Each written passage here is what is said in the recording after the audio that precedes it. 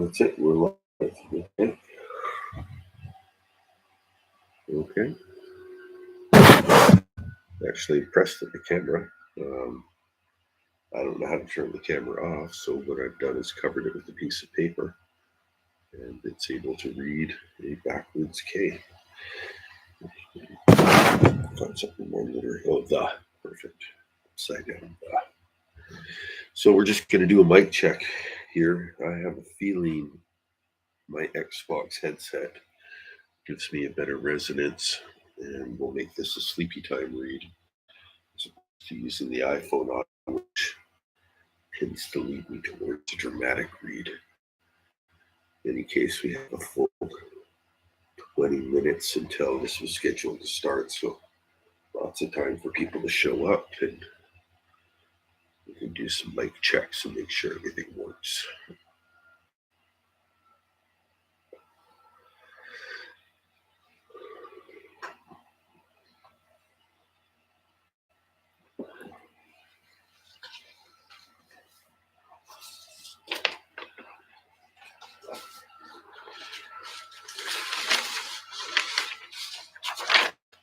It's going to be interesting. I don't know who's going to be here. This isn't a true crime special. And at the same time, there could be a lot of people here, and then I'm going to feel self-conscious about doing a read in front of a ton of people, but nothing to feel self-conscious about. It's just the entire world that could show up halfway through the read.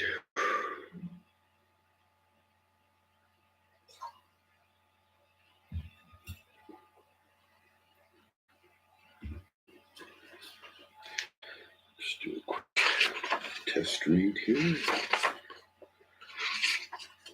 So my thinking is a minimum of 2 chapters, which should take about 45 minutes.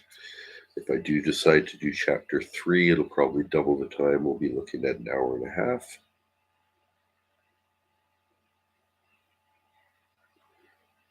Very possibly I could throw in, excuse me, chapter 5. I'm going to blow my nose. No, I'm going to mute myself.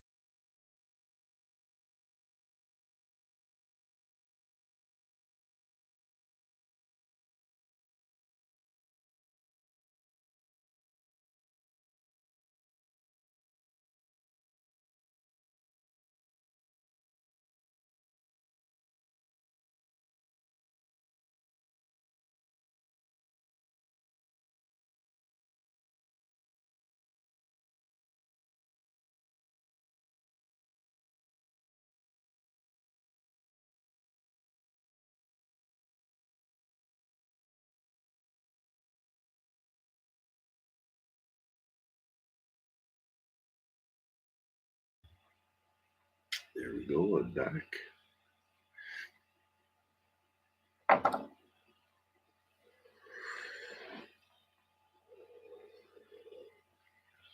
So I can use my phone to check in to make sure nobody's stuck on the other side of the stream.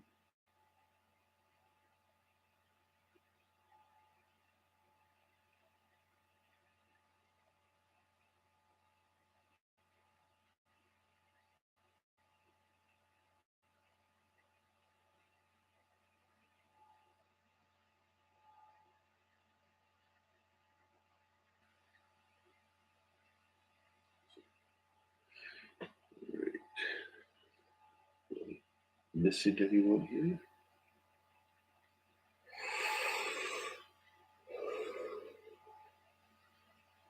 The ants go marching one by one, hurrah, hurrah. The ants go marching one by one, hurrah, hurrah.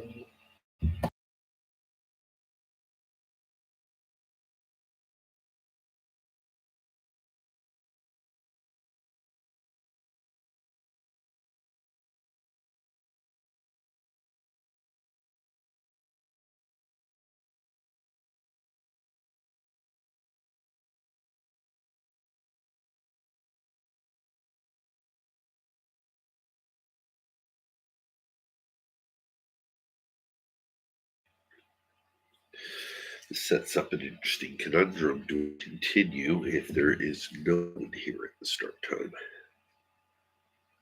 I think the answer to that is yes.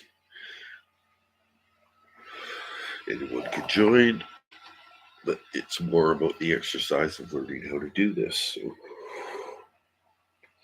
I think this is going to be one where I don't worry about the live chat replay, so we can just edit it to when I actually start.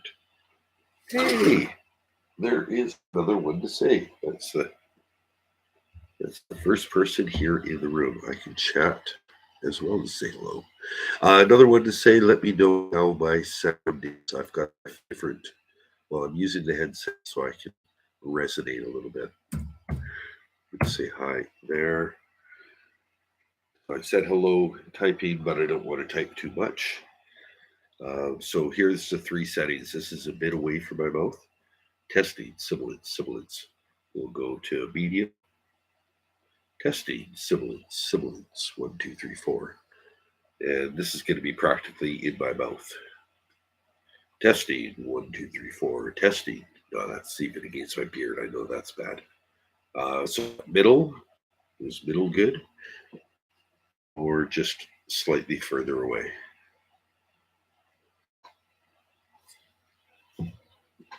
And another one to say, you've heard my live streams, medium. Here we go. You've heard my live streams. Is this a better, like a richer sound than when I'm just using the iPhone mic? I know when I use my laptop at the same time as using the iPhone, it picks up the fan. But I think this Xbox headset cancels out, well, has the noise canceling, so you're probably not even hearing the fan from the laptop. Just gonna mute myself while I give myself a sneeze.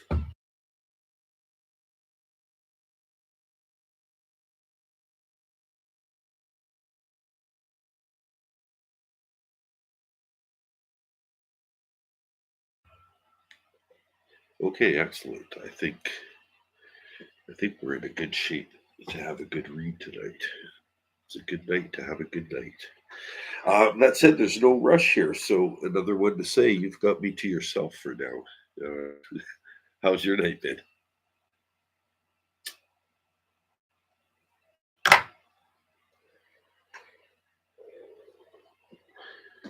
Probably shouldn't be smoking immediately before reading, but good calm night. I was watching hockey. Our team fell behind 4-0, like, I don't know, 6 minutes into the game. Came back, the game ended up 5-4. So it was a good game. I was glad I was there for it. It's a shame we lost, but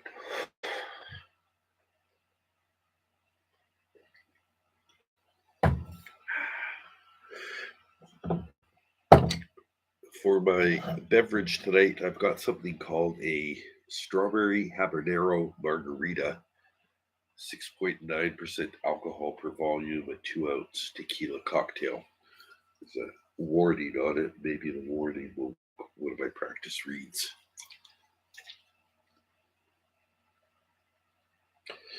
Not your average spicy margarita. The fruity aroma of habanero pairs perfectly with the sweet note of strawberry. What's the warning?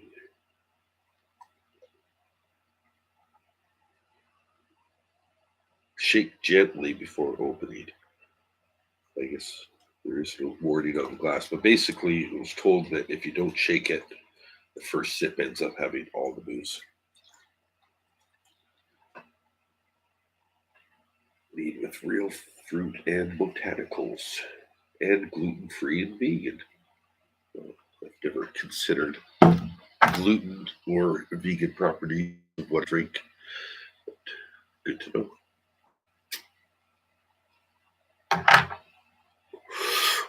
We're about 10 minutes away. Okay.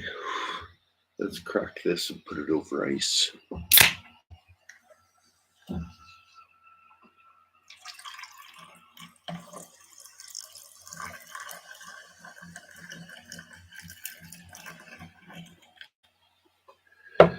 All right, so I have a beverage. I have my book.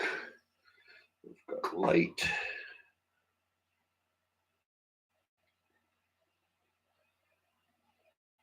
Okay, well, perfect. So I sound professional if I sound like a commercial. I've been told I could go into voiceover if it was something that I don't know I put myself towards, but nothing wrong with learning a new career at over 50 years old. There's still a good solid 15 years I could put into it.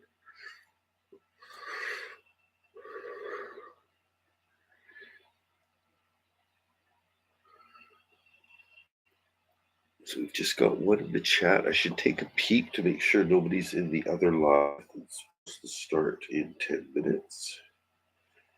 Where are we at with that? Thank you very much. Were you in my live for the Friday night ramble earlier? Another one to say? I think there was like 30, 35 people, so I kind of lost track, but was trying to make sure I reached out to everyone who was there. All right, fantastic. Uh, yeah, that was my pregame, and this is the postgame.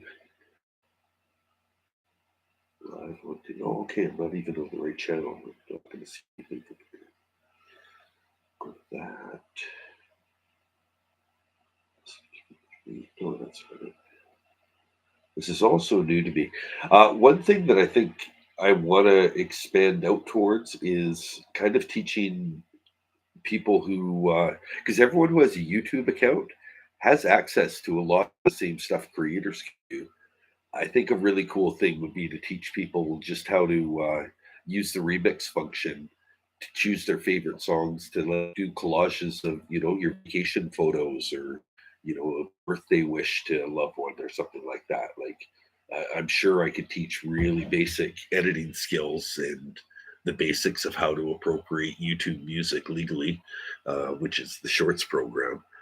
And yeah, I think it's something that you could. A lot of us old folk could impress our young ones by sending a link. Hey, here's something I made for you.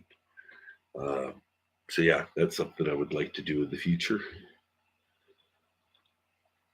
I think I might call it ND Creates. I don't know why I need a third channel. I still haven't got my first monetized yet, but it's not all about the money. Really, it's not even. It's not even a little bit about the money so far. Perfect. Yeah, it's not that hard. Like the basic part of it. So let's say you have vacation photos and you've got 12 of them you like. Then you're just thinking for a 1 minute uh, video or a clip from a song you like, you're gonna create a video with a 5 second slideshow of each of those 12 photos. If you have 24, now it's 2.5 seconds, but whatever it is. And if it's a faster paced song, it's probably better to go with faster pictures.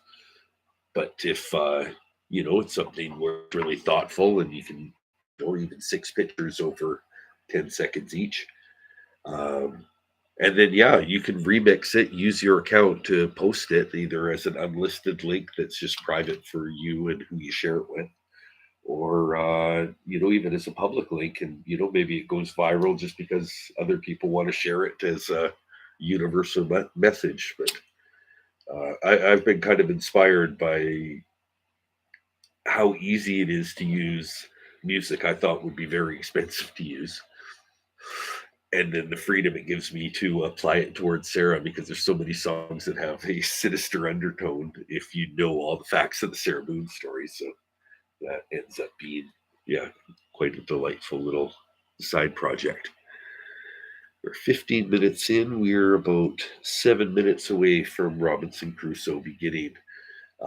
Another one to say, since you're here, make sure if anyone, once I start reading, I'm not going to acknowledge the chat. So if people are like, why isn't he saying hi? Just that's not what this channel's about. Thank you. I love using a really odd collection of music. So it's exposing people to new music sometimes. Sometimes it's, revisiting classics that you haven't heard since they were popular on the radio. But I wanted to make something so that the collection's evergreen. So it's something like, even 10 years from now, if you're like, I remember what got me in true crime, and it's going to be tough to watch 10, 12-hour videos from 5 years ago, but you could watch 20 minutes of shorts from me and kind of bring back all those memories, plus the nostalgia that comes with the songs. And that's what I'm hoping is, there's no rush to have a video that's going to go to a million people. It's going to be better if it's a video that my 500 people come back to 200 times. And yeah, I'm having a good time doing them too. So that's what my focus is. We're 5 minutes away from the read starting. I'm gonna just hit a mute here and do another nose blow and clear. This is going to be annoying if I have to constantly do that, but we'll do the best we can.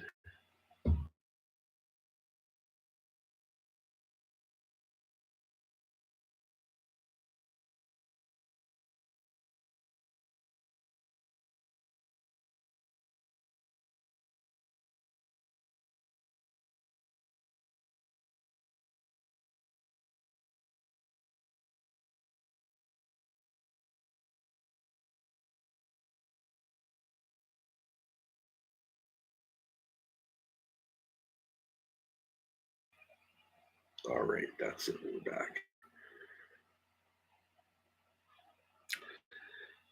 Yeah, thank you. I think the channel is growing exactly the way it should be. Like I've seen some channels that focus way too much. Like I'm also part of not part of the communities, but I'm following creators that are like, this is how you create a channel and build it.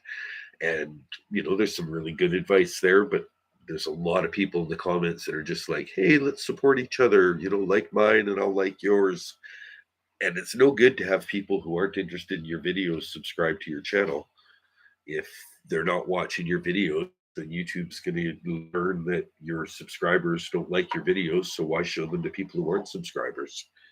Um, so yeah, I'd much rather have a small collection of very interested subscribers. If you're a subscriber and you don't like what I'm doing, by all means, you can unsubscribe. It's best to follow the people you're interested in. And who knows, maybe I'll grow on you. You'll see my video come across your feed in 6 months and then go, this guy really improved. I'll subscribe again. YouTube has changed my name for some channels, also a name here on some channels. Oh, okay. I know I've went through a few channel name changes. I originally had my full name and last name because it was just an account. I didn't think of it as a creator account. And as I started posting, I think the first times I started visiting live chats was going to caricatures during the Sarah Boone trial itself. And uh, as I was seeing my name and picture flash up on screen when my comment got featured, I'm like, maybe I don't need to have my full name. Maybe it's better to have a pseudonym of some sort, a nom de plume, as it were. So I changed as well. All right. Well, there's two people here. We've doubled our attendance. We're 2 minutes away from the start. I'm going to beginning of the novel. The full disclosure, I haven't read Robinson Crusoe. I'm definitely aware of it. As a Dan D, I think a Daniel Defoe novel is a perfect one for me to start with. Um, I was challenged by the vocabulary initially, but when I re-listened to it, I noticed that I was really rushing through it, and I think I'm just going to try and take my time. Um, if you listen to my first read of these two chapters, I would suggest slow me down to 80%. Um, I think I'm just a quick talking Canadian, but I'm going to try and slow myself down to 80% and just see how that works. Um, and I think we're ready to go. I think take a sip. I haven't even tried this strawberry habanero margarita.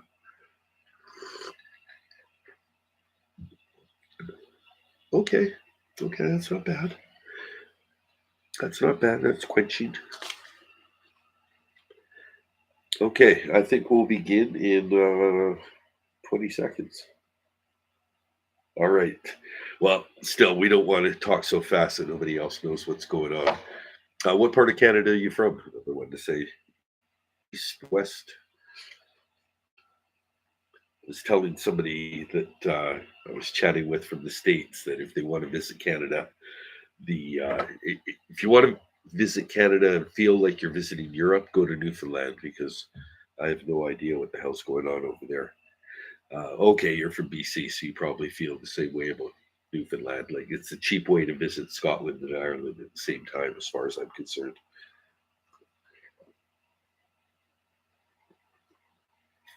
All right, 21 minutes in,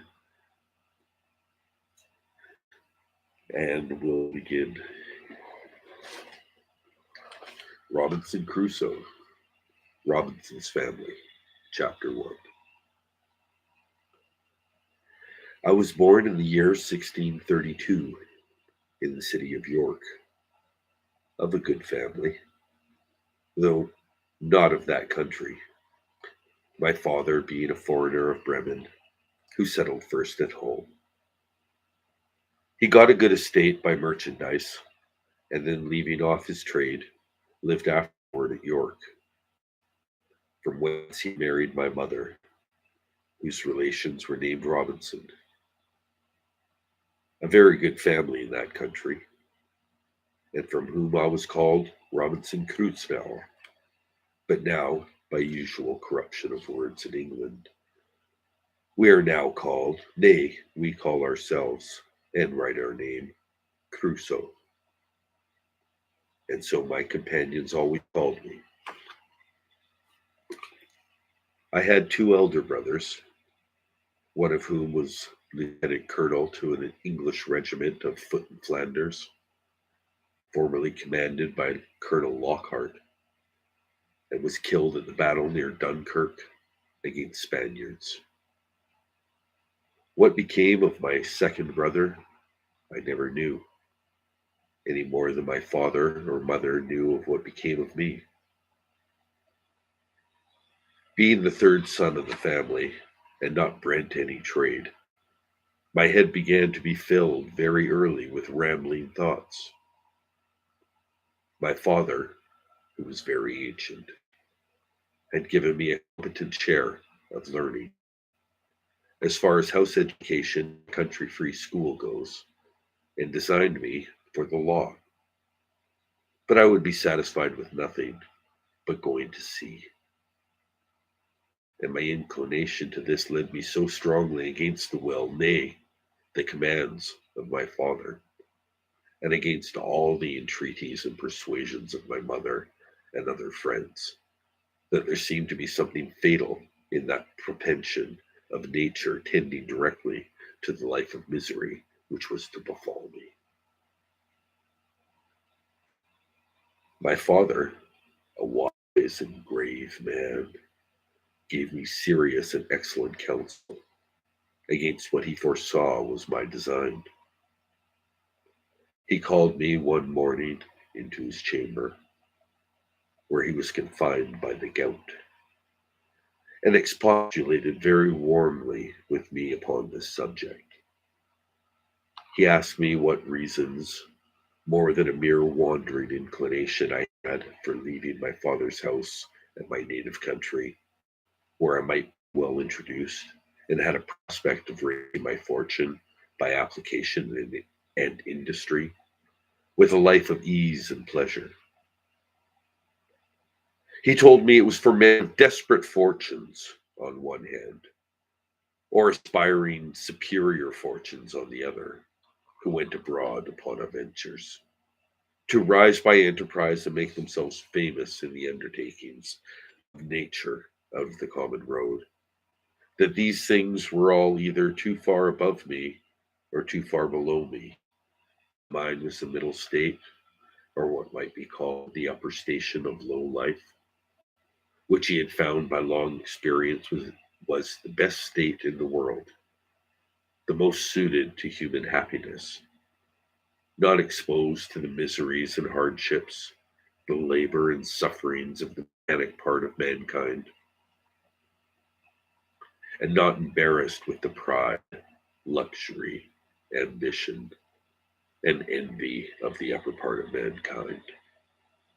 He told me I might judge the happiness of the state by this one thing, namely, that this was the state of life which all other people envied, that kings had frequently lamented the miserable consequences of being born to great things, and wished that they had been placed in the middle of two extremes, between the mean and the great, that the wise man gave his testimony to this and just standard of true felicity when he prayed to have neither poverty nor riches. Just going to take a pause here for a second. It's a quiet night. I wonder if we should quickly, I'm just going to quickly check in on the second stream that was supposed to start 5 minutes ago. Make sure nobody's there. Good chance to rest my voice too, and to learn how to edit after I do a live, which I heard is a pain in the butt, but it's just the way we're going to do it. Okay, view channel live. Okay, it doesn't look like anyone's here. Just going to leave the message. Move to second stream. This one closed. All right. All right, we have an equal number of likes to people in the room. That's fantastic. I think I should remember where I left the page. Okay.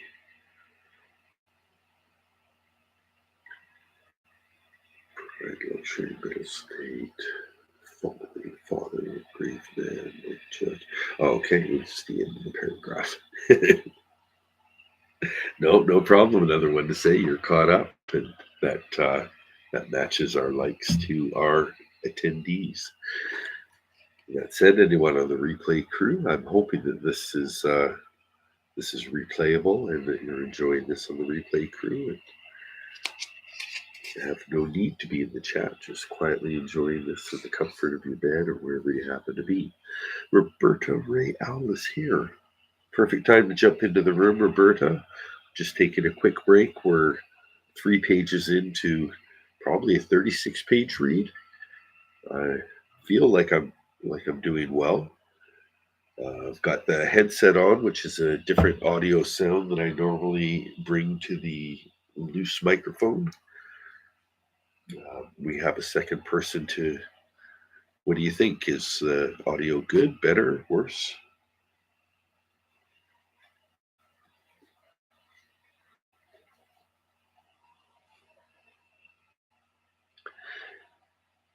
Perfect. Okay. Well, we have a third in the room. We'll just get right back to the read. Just to catch us up. Basically, Robinson has talked about a little background story. He's the third son of the family. He wants to go to sea. His father thinks it's a bad idea. His father says, take the middle road. There's no reason to go. People who go to sea are people who are poor or rich. Rich people who want to be richer, or poor people who don't want to be poor anymore. But you have a medium life. Take it. And I know there's several more pages left, but I have a feeling he does not take Dad's advice. Anyway, here we go. He bade me to observe it, and I should always find that the calamities of life were shared among the upper and lower part of mankind, but that the middle station had the lowest. Okay, I'm going to take a sip and just reread. Too cute by half, summarizing where we were in the novel. I didn't think actually read out loud. Plus, I did have a couple of beverages at the hockey game, but that's neither here nor there. I'm not out of sorts. He bade me to observe it, and I should always find that the calamities of life were shared among the upper and lower part of mankind, but the middle station had the fewest disasters and was not exposed to so many vicissitudes or higher or lower part of mankind. Nay, they were not subjected to so many distempers and uneasiness either of body or mind. And those were who, by vicious living, luxury, extravagances on one hand, or by hard labor, want of necessaries, and mean or insufficient diet on the other hand, bring distempers upon themselves by the natural consequences of their way of living, and that the middle station of life was calculated for all kind of virtues and all kind of enjoyments, that peace and plenty were the handmaids of middle fortune, and that temperance, moderation, quietness, health, society, and all agreeable diversions and all desirable pleasures were the blessings attending the middle station of life. That this way men went silently and smoothly through the world and comfortably out of it, embarrassed with the labors of the hands or of the head, not to be sold to the life of slavery for daily bread, or harassed with perplexed circumstances which rob the soul of peace and the body of rest, not enraged with the passion of envy or the secret burning lust of ambition for great things, but in easy circumstances, sliding gently through the world and sensibly tasting the sweets of living without the bitter, feeling that they are happy, and learning by every day's experience to know it more sensibly. I got almost through the paragraph and messed up the last word, but that's okay.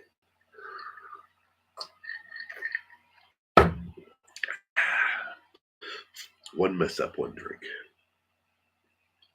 After this, he pressed me earnestly, and in the most affectionate manner, not to play with the young man, not to precipitate myself upon the miseries which nature and the station of life I was born in seemed to have provided against, that I was under no necessity of seeking my bread.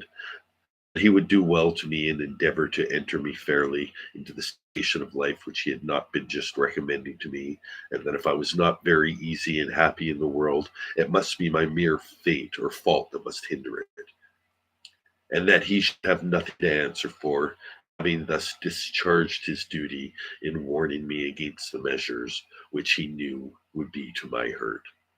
In a word,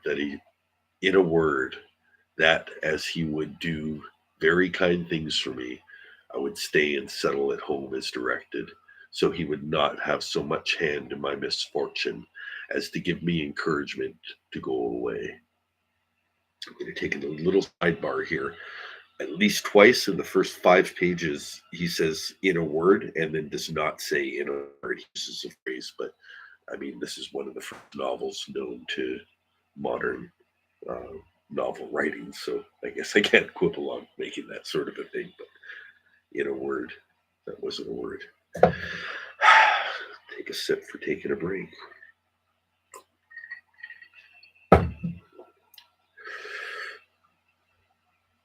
And to close all, he told me I had my elder brother for an example, to whom he had used the same earnest persuasions to keep him from going into the Low Country wars, but could not prevail.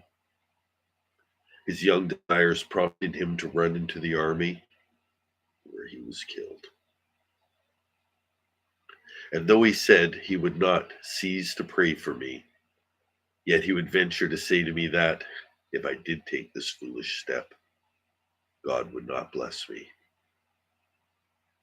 and I would have leisure hereafter to reflect upon having neglected his counsel when there might have been none to assist in my recovery.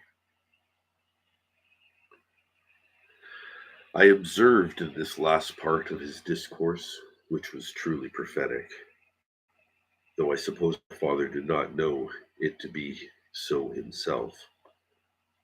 I say I observed the tears run down his face very plentifully, and especially when he spoke of my brother who was killed. And that when he spoke of my having leisure to repent and none to assist me, he was so moved that he broke off the discourse, and he told me his heart was so full he would say no more to me. I was sincerely affected with this discourse, as indeed who could be otherwise? And I had resolved not to think of going abroad any more, but to settle at home according to my father's desire. But alas, a few days wore it all off. And in short, to prevent any of my father's further importunities, in a few weeks after I resolved to run quite away from him. However, I did not act so hastily neither, as my first heat of resolution prompted, but I took my mother at a time when I thought her a little pleasanter than ordinary, and told her my thoughts. They were so entirely bent upon seeing the world that I should never settle to anything with resolution enough to go through with it, and my father had better give me his consent than force me to go without it. That I was now 18 years old, which was too late to go apprentice to a trade, or to clerk to an attorney. That I was sure if I did, I should never serve out my time, and I should certainly run away from my master before my time was out, and go to sea. If she would speak to my father to let me go but one voyage abroad, if I came home again and did not like it, I would go no more, and I would promise by a double diligence to recover that time I had lost. This put my mother into a great passion. She told me she knew it would be no purpose to speak to my father upon any such subject, that he knew too well what was my interest to give his consent to anything so much for my hurt, and that she wondered how I could think of any such thing after such a discourse that I had had from my father, and such kind and tender expressions as she knew my father had used to me. Excuse me 1 second.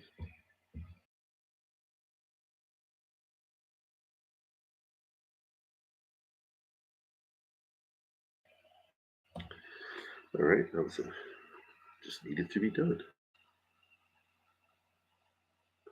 After such a discourse as I had had from my father, in such kind and tender expressions as she knew my father had used to me, and that, in short, if I would ruin myself, there was no help for me. But I might depend I should have never have their consent to it.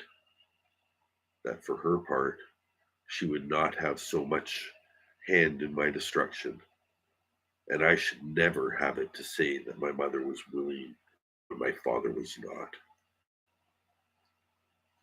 Though my mother refused to move it further, yet, as I heard afterwards, she reported all the discourse to him, and that my father, after showing a great concern in it, said to her with a sigh, "That boy might be happy if he would stay at home, but if he goes abroad, he'll be the most miserable wretch that was ever born. I can give no consent to it." That's the end of chapter 1. Take a quick sip in the chat. If anyone has anything to say, if you don't feel like you need to roll over. You've got me sitting bedside while you're falling asleep. Just enjoy the dulcet tones and ease yourself to bed to the tones of Robinson Crusoe. We're 40 minutes in, but that said, we had a 20-minute pre-show, so there's still plenty to come.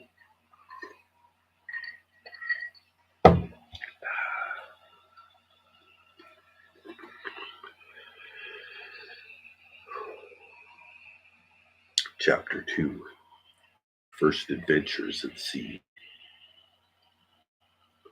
It was not till almost a year after this that I broke loose, though in the meantime I continued obstinately deaf to all proposals of settling to business, and frequently expostulating with my father and mother about being so positively determined against what they knew my inclinations prompted me to.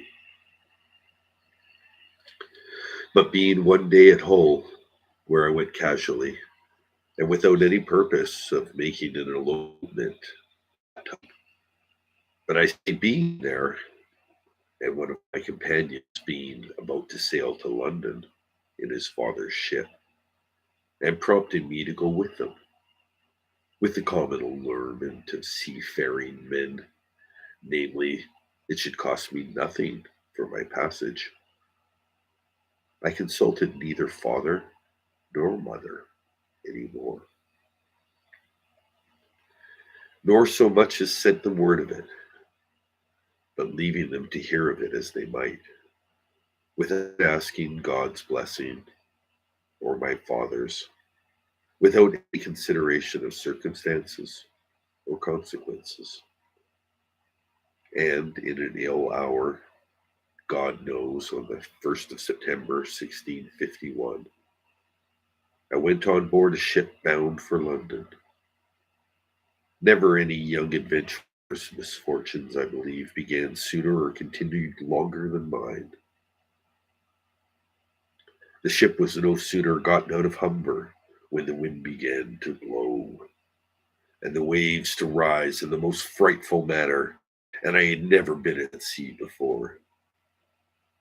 I was most inexpressibly sick in the body and terrified in the mind. I began now seriously to reflect upon what I had done, and how justly I was overtaken by judgment of heaven for my wickedness in leaving my father's house and abandoning my duty. All the good counsel of my parents, my father's tears, my mother's entreaties, came now fresh into my mind, and my conscience, which was not yet come to the pitch of the hardness to which it has had been since, reproached me with the contempt of advice and the breach of my duty to God and my father.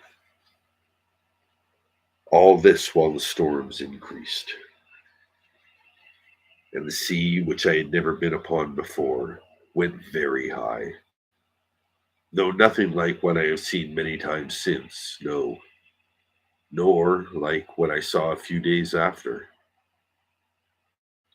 But it was enough to affect me.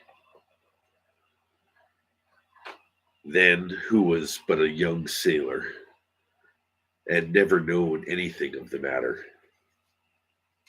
I expected every wave would have swallowed us up, and that every time the ship fell down, as I thought, in the trough or the hollow of the sea, we should rise no more. And in this agony of mind, I made many vows and resolutions that if it should please God here to spare my life this one voyage, if I ever got once my foot upon dry land again, I would go directly to my father and never set it into a ship again while I lived. That I would take his advice and never run myself into such miseries as these any more. Now I saw plainly the goodness of his observations about the middle station of life. How easy, how comfortably he had lived all his days, and never been exposed to the tempest at sea or the troubles upon the shore. And I resolved that I would, like a true repenting prodigal, go home to my father. These wise and sober thoughts continued all the while the storm continued, and indeed some time after. But the next day the wind was abated, the sea calmer, and I began to be a little inured to it. However, I was very grave for all that day, being also a little seasick still. But towards the night the weather cleared up, the wind was quite over, and a charming fine evening followed. The sun went down perfectly clear, and rose so the next morning, and having little or no wind, and a smooth sea, the sun shining upon it, The sight was, as I thought, the most delightful I ever saw. I had slept well into the night and was now no more seasick, but very cheerful, looking with wonder upon the sea that was so rough and terrible the day before. It could be so calm and so pleasant in so little time after. And now, lest my good resolutions should continue, my companion, who had indeed enticed me away, came to me. "Well, Bob," he said, clapping me on the shoulder, "how do you do after it? I warrant you were frightened, weren't you, last night when it blew a capful of wind?" A capful, you call it?" said I. "It was a terrible storm." "A storm, you fool, you," replied he. "You call that a storm? Why, it was nothing at all. Give us but a good ship and a sea room, and we think nothing of such a squall of wind as that. But you're a freshwater sailor, Bob. Come, let us make a bowl of punch, and we'll forget about all that. Do you see what charming weather it is now?" To make short this sad part of my story, we went the old way of all sailors. The punch was made, and I was made drunk with it. And in that one night's wickedness, I drowned all my repentance.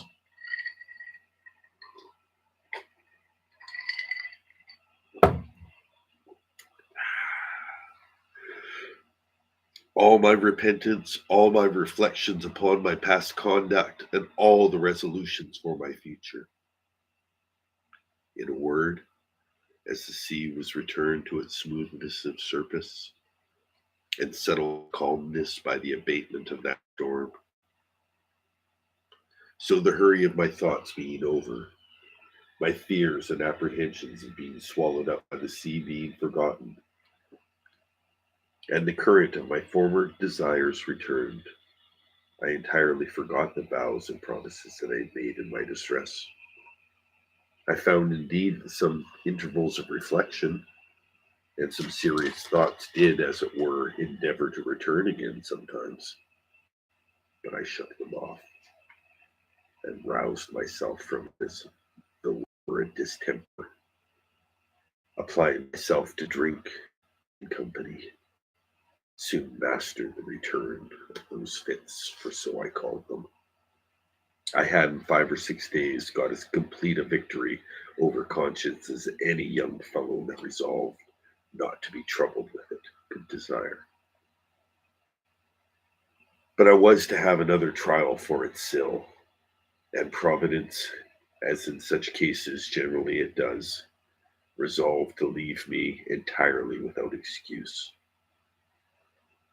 For if I would not take this for a deliverance, the next would be such a one as the worst hardened wretch among us would confess both the danger and the mercy. The 6th day of our being at sea, we came into Yarmouth Roads, the wind having been contrary, and the weather calm. We had made but little way since the storm. Here we were obliged to come to anchor, and here we lay, for the wind continuing contrary, namely at southwest, for 7 or 8 days, during which time a great many ships from Newcastle came into the same roads as the common harbor, where the ships might wait for a wind from the river.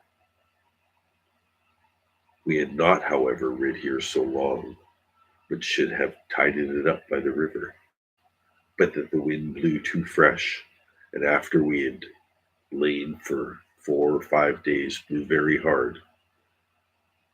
However, the roads being reckoned as good as the harbor, the anchorage good, and our ground tackle very strong, our men were unconcerned, and not in the least apprehensive of danger, but spent the time in rest and mirth, after the manner of the sea. But the 8th day in the morning, when the wind increased, and we had all hands at work to strike our topmasts and make everything snug and close, that the ship might ride as easy as possible. By noon, the sea went very high indeed, and our ship rid forecastle in. Shipped several seas, and we were thought once or twice our anchor had come home, upon which our master ordered out the sheet anchor, so that we rode with 2 anchors ahead, and the cables veered out to the bitter end. By this time it blew a terrible storm indeed. Now I began to see the terror and amazement in the faces of even the seamen themselves. The master, though vigilant in the business of preserving the ship, yet as he went in and out of his cabin by me, I could hear him softly to himself say several times, "Lord, be merciful to us. We should be lost. We shall all be undone," and the like. During these first hurries, I was stupid, lying still in my cabin, which was in steerage, and cannot describe my temper. I could ill reassume the first penitence to which I had so apparently trampled upon and hardened myself against. I thought the bitterness of death had been passed, and that this would be nothing like the first. But when the master himself came by me, as I said just now, and said we should be all lost, I was dreadfully frightened. I got up out of my cabin and looked out, but such a dismal sight I never saw. The sea went mountains high and broke upon us every 3 or 4 minutes. When I could look about, I could see nothing but distress around us. 2 ships that rid near us, we found, had cut their masts by the board, being deep laden, and our men cried out that a ship which rid about a mile ahead of us was foundered. 2 more ships, being driven from their anchors, were run out of the roads to sea at all adventures, and that with not a mast standing. The light ships fared the best, and not so much laboring in the sea, but 2 or 3 of them drove and came close by us, running away with only their spritsail out before the wind. Towards evening, the mate and the boatswain begged the master of the ship to let them cut away the foremast, which he was very unwilling to do. But the boatswain protesting to him that if he did not, the ship would founder,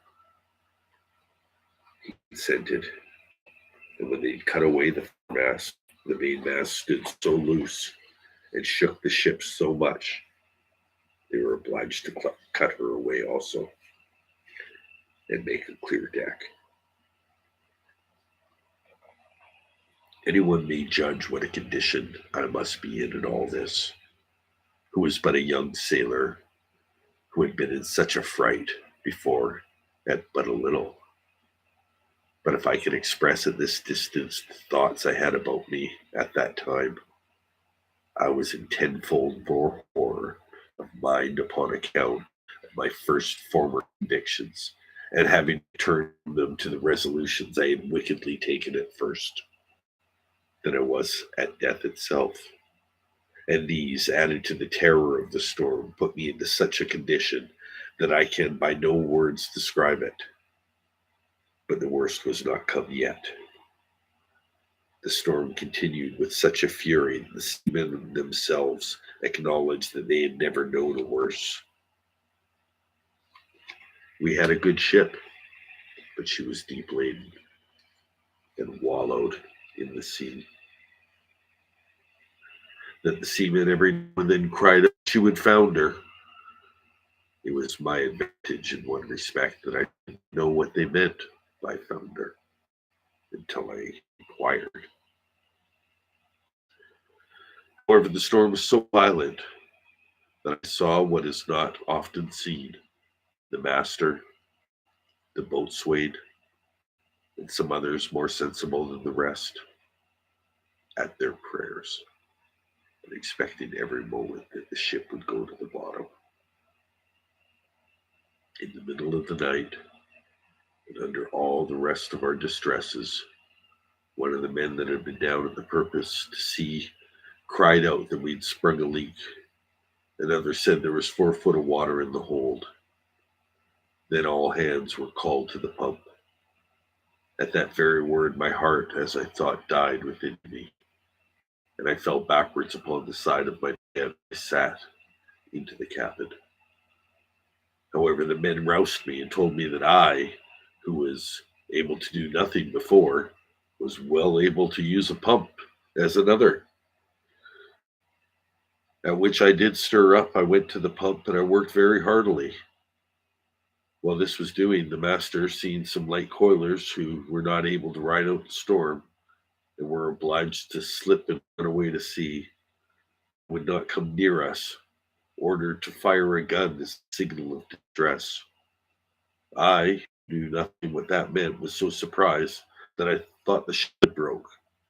So dreadful thing had happened. In a word, I was so surprised that I fell down in a swoon. As this was the time when everybody had his own life to think about, nobody minded me or what was become of me.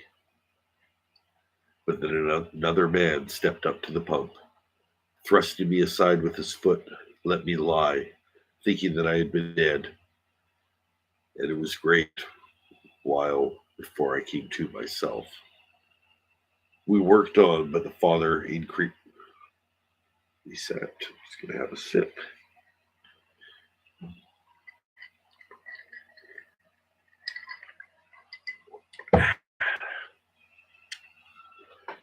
Hour into this. Probably shouldn't have drank so much of the hockey game before doing this, but I'm committed now, so I'm going to take a quick pause to do a nose blow.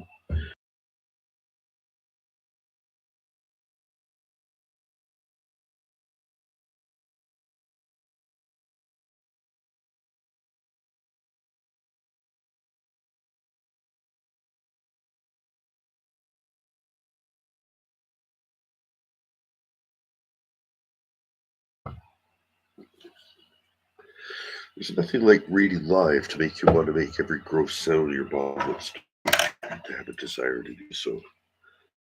Regardless, I feel reset now.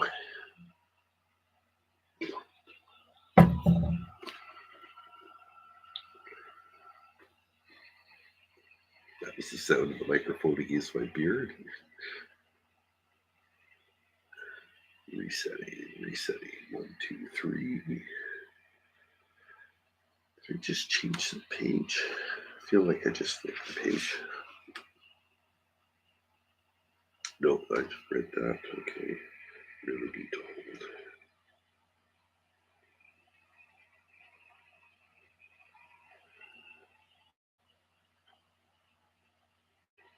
Okay, this is it.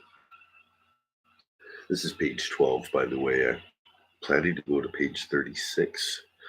So 1/3 of the way of the read if we stay with it. We worked on, but the water increasing in the hold, it was apparent that the ship would founder. And though the storm began to abate a little, yet as it was not possible she could swim till we might run to a port, so the master continued firing guns for help. And the light ship, who had rid it out just ahead of us, ventured a boat out to help us. It was with the utmost hazard that the boat came near us, but it was impossible for us to get aboard. I'm moving the mic again, sorry. I feel like it's traveling towards me.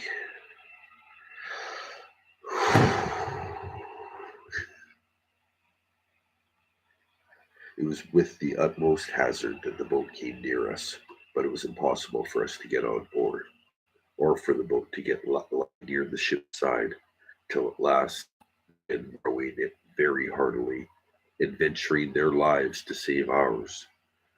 Our men cast them a rope over the stern with a buoy to it, and then veered it out a great length, which they, after great labor and hazard, took hold of, and we hauled them close under our stern and got all into their boat. It was to no purpose for them or us, after we were in the boat, to think of reaching their own ship. So we all agreed to let her drive, and only to pull her in towards the shore as much as we could. Master promised them that if the boat was stayed upon the shore, he would make it good to their master. So, partly rowing and partly driving, our boat went away to the northward, sloping towards the shore almost as far as Winterton Ness. We were not much more than a quarter of an hour out of our ship before we saw her sink, and then I understood, for the first time, what was meant by a ship foundering in the sea. I must acknowledge that I hardly eyes to look up when the seaman told me she was sinking, for whom that moment they rather put me in the boat than I might be said to go in. My heart was, as it were, dead within me, partly with fright, partly with horror of mind, and the thoughts of what is yet before me. While we were in this condition, the men yet laboring at the oars to bring the boat near the shore, we could see, when our boat mounting the waves, we were able to see the shore. A great many people running along the shore to assist us when we should come near. But we made but slow way towards the shore, and we were not able to reach the shore till being past the lighthouse in Winterton. The shore falls off toward the west side of Cromer, and so the land broke off a bit with the violence of the wind. Here we got in, and though not without much difficulty, got all safe on shore, and we walked afterwards on foot to Yarmouth, where, as unfortunate men, we were used with great humanity, as well as by the magistrates by the town, who assigned us to good quarters, and by particular merchants and owners of ships, and had money given us sufficient to take us to London or to Hull as we thought fit. Had I now had the sense to have gone back to Hull and had gone home, I had been happy, and my father, an emblem of our blessed Saviour's parable, had even killed the fatted calf for me for hearing the ship I went away in was cast away in the Yarmouth roads. It was a great while before he had any assurance that I was not drowned. But my ill fate pushed me on now with an obstinacy that nothing could resist, and though I had several times loud calls from my reason and my composed judgment to go home, yet I had no power to do it. I know not what to call this, nor what I urge that is the best secret overruling decree that hurries us on to be the instruments of our own destruction, even though it was before us that we rush upon it with our eyes open. Certainly nothing but some such decreed unavoidable misery attending, in which it was impossible for me to escape, could have pushed me forward against the calm reasonings and persuasions of my retired thoughts, and against such visible instructions that I had met my first attempts. My comrade, excuse me,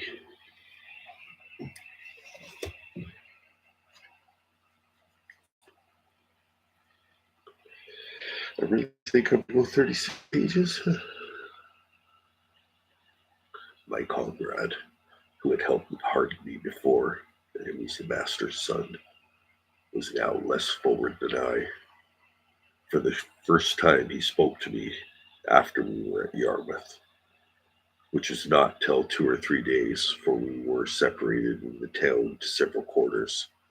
Say the first time he saw me, he appeared And his tone was altered, and looking very melancholy and shaking his head, asked me how I did, and telling his father who I was and how I had come to this voyage for only a trial and in order to go further abroad. And his father turning to me with a very grave and concerned tone, "Young man," said he, "you ought never to go to the sea any more. You ought to take this for a plain and visible token that you are not a seafaring man." "Why, sir," said I, "will you go to sea no more?" "That is another case," said he. "It is my calling, and therefore my duty. But as you have made this voyage for a trial, you see what a taste of heaven has given you, and what you are to expect of it if you persist. Perhaps this has all befallen upon your account, like Jonah in the ship of Tarshish. Pray," continued he, "what are you, and on what account did you go to sea?" Upon that I told him some of my story, at the end of which he burst out with a strange sort of passion. "What had I done," said he, "that such an unhappy wretch should come into my ship? I would not set my foot in the same ship with thee again for £1,000. However, he afterward talked very gravely to me and exhorted me to go back to my father and not tempt Providence to my ruin, and told me I might see a visible hand of heaven upon me. "And, young man," said he, "depend upon it, if you do not go back, wherever you go, you will meet with nothing but disasters and disappointments, till your father's words are fulfilled upon you." We parted soon after, for which I made him little answer, and I saw him no more.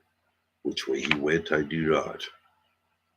As for me, with some money in my pocket, I traveled to London by land, and there, as well as on the road, had many struggles with myself, what course of life I should take, and whether I should go home or to the sea. As to going home, shame opposed the best motions, and offered to me my thoughts.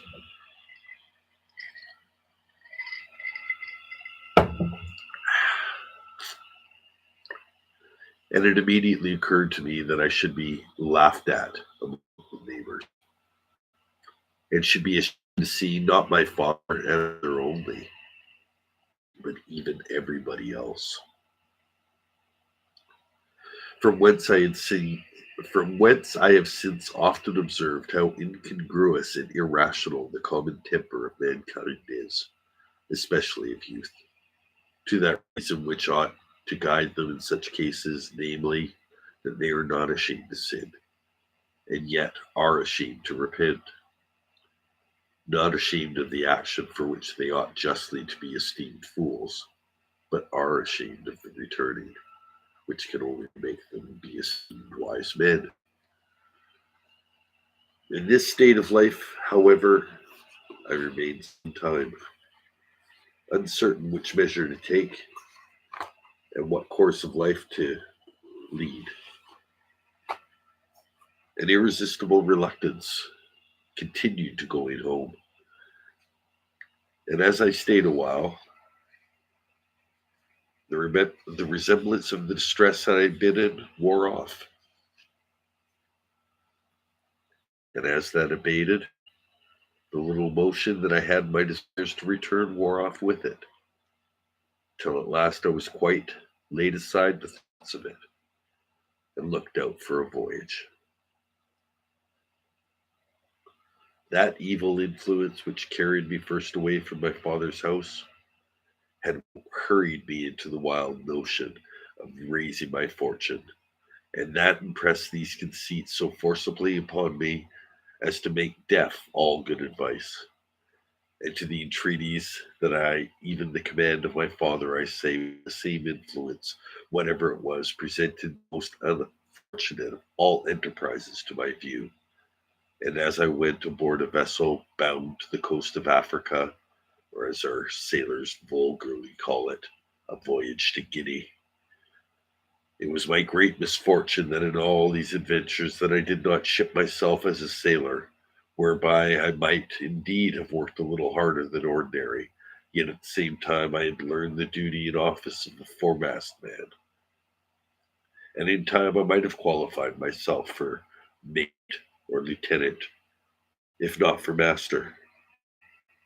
But it was always my fate to choose for the worse, and so I did here, for having money in my pocket and good clothes upon my back.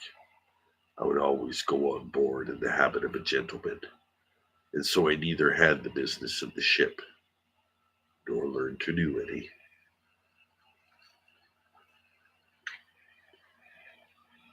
It was my lot, first of all, to fall into pretty good company in London, which does not always happen to loose and unguided fellows as I was then. The devil not omitting to lay home snare for them very early, but it was not so with me. I first fell acquainted with the master of a ship who had been on the coast of Guinea, and who, having been very good success there, was resolved to go again, taking a fancy to my conversation, which was not all disagreeable. At that time, hearing me say that I had a mind to see the world, told me to go to the voyage with him. I should be at no expense. I should be his messmate and companion. And if I could carry everything with me, I should have all the advantage of that the trade would admit, and perhaps I might meet with some encouragement. I embraced the offer and entered into a strict friendship with the captain, who is honest and plain dealing. I'm going to take a break. I'm missing a lot of words here. I'm going to take a quick pause.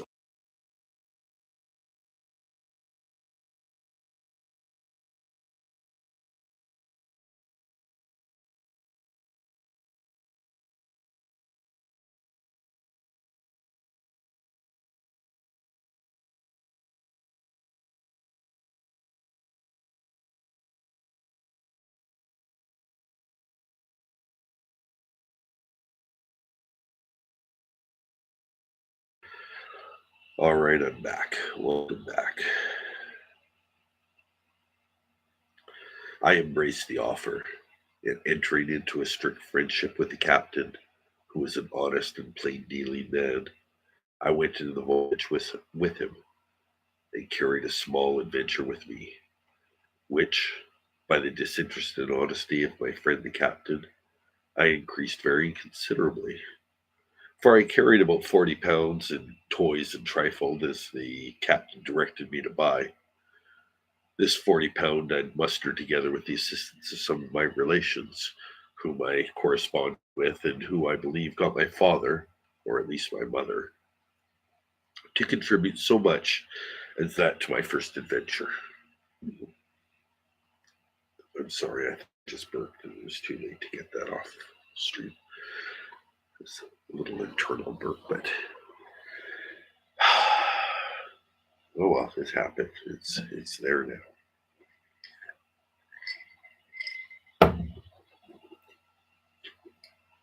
I think I am going to end this at the end of this chapter, which is going to be as far as I was able to read last day. Uh, where are we here? Yeah, we're probably about 3 paragraphs from where I think I'll end it. Maybe I'll just take a break and chat for a bit too. We'll see how I feel. Um, I don't know what they say. Might have heard that burp. Here we go. This was the only voyage which I may say was successful in all my adventures, and which I owed to the integrity and honesty of my friend the captain, under whom I having trouble changing pages now. Yes. Under whom I got a competent knowledge of the mathematics and the rules of navigation. learned how to keep an account of the ship's course, take an observation, and in short, to understand some things that were needful to be understood by a sailor. For as he took delight to instruct me, I took delight to learn, and in a word, this voyage made me both a sailor and a merchant. For I brought home 5 pounds 9 ounces of gold dust for my adventure, which, which yielded me in London at my return almost 300 pounds. And this filled me with those aspiring thoughts which have since so completed my ruin. Yet even in this voyage, I had my misfortunes too, particularly that I was continually sick, being thrown into a violent fever by excessive heat of climate, our principal trading being upon the coast from the latitude of 50 degrees north, even to the line itself. Okay, so that's the end of chapter 2. Chapter 3 is captivity and escape. I'm going to pause the reading. I'm not going to, well, I'm going to mute it while I sneeze again here. But just as poor Robinson is talking about being sick, I feel like I had a cold come on just from reading for it. So we'll see. Just 1 second here. Well, give me about 12 seconds.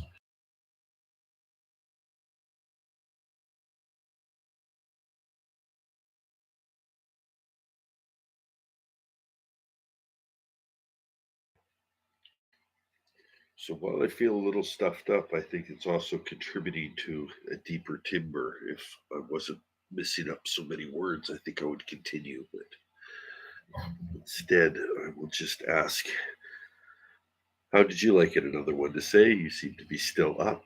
I'm guessing Roberta Real is still here, but maybe has fallen asleep. Oh, there we go. Yeah, yeah. I think I've been pushing myself too hard lately. I might need to take a little time off. Uh, I'm definitely getting a little stuffed up. Verklempt. Uh, yeah, it's not throat at all though. It's just all nasal. Which oh well, okay. Thank you. Yeah, no, it might be time to relax. This is a good thing about getting this done though. This was my other thing to do this weekend. So at this point, everything I need to do, everything on my list is done. I don't even have a Sunday fun day in my future. Okay, I don't see anyone who went to my other stream, so I will delete that. Delete. Gonna pause again because that last sneeze felt so good. Temperature here is 2 degrees below 0 Celsius.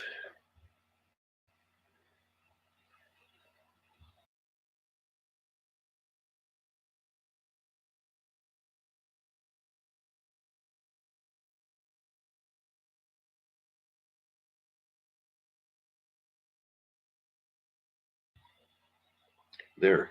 Every sneeze, I feel so much better, but I know it's not great. You know, the alcohol probably isn't helping. I'm up in my cold attic now, so I don't know that it's better or worse. I felt warm up here, so by the end of the stream, I'm feeling a little cold. That said, I'm probably going to finish the night by going out to the hot tub and then calling it a night from there. All right. Well, I got to say, Roberta, and another one to say thank you so much for staying through the stream. I hope that it was an enjoyable read, if nothing else. Uh, a hot toddy. You know what I do have is hot apple ciders. No alcohol in it. It's just a powdered cider that you add hot water to. So I think one of those might be a good thing. And yeah, a lot of layers of a lot of bed layers. I'll cuddle up with Cadillac and get some good cat energy to get me back into into where I should be. Um, I think the channel's a good idea, though. Um, there was a request from somebody who didn't make it into the live who wants to hear Little Women. I'm all for that, so I might add that. Um, Also, I'll do shorter reads as I don't know, poems and do them as shorts. Um, yeah, I got a few different options that I can do with this channel. I could read nursery rhymes, that sort of thing. Um, so yeah, that this should be my chance to practice reading professionally. Everything that I learned here, I can bring to the professionalism of my presentation on the other channel. Um, this is maybe a little bit more wide open, so while the Sarah Boone niche is great for finding people who are hyper interested in part of YouTube, I think there's always going to be interest in classic literature. So this is something I can do for more posterity. So drink a hot tea, bundle up, go to bed. Thank you for doing it. Yes, it was good. Cat cuddles and hot apple cider. It was a good read. Going to bed soon too. Um, yeah, I'm gonna go to sleep and not to self promote, but I'm probably gonna end up listening to my live chat, which I haven't had the chance to do from the Friday night ramble. Um, I felt like that was a good one. It felt really natural. I didn't have a whole lot prepared, and I was also dealing with kind of screwing up my roadside uh, plan, but just rolled it. And Douglas Adams, that's Hitchhiker's Guide to the Galaxy. I'm not sure he's public domain, but there's definitely aspects of it that I can do. Um, I think he's the one where South Park got the towel. Don't forget to bring a towel from. Oh, thank you, Roberta. You know, if it worked out, that would have been awesome. Would have been sitting by the side of the road. I did watch. I think there's a 35-second stream um, that glitched out, and I realized how little internet there was, and as good as I thought it was in the moment, it wasn't a good place to be streaming from. So it's just well that I went home. But I did a 10-minute thing out there and only 30 seconds recorded to YouTube. So there's me out there hitting my siren and doing everything else. Yeah, Towley's awesome. Towley, do you know the code to get into the building? Yeah, it's the melody to Funky Town. Do do do do do do do do do do. Hold on, just let me get a little high first. All right, that's enough impressions. Um, thank you both. I'm going to let you go about your respective evenings. I'm going to check in with my other channel and yeah, there'll be more Dan D in the future. I'm just going to take care of myself for now. Thank you again for all your support and look forward to seeing you in the next chat. I know Danielle and Suma and Tanika have all got good stuff coming up, and I'll probably see you there next. All right.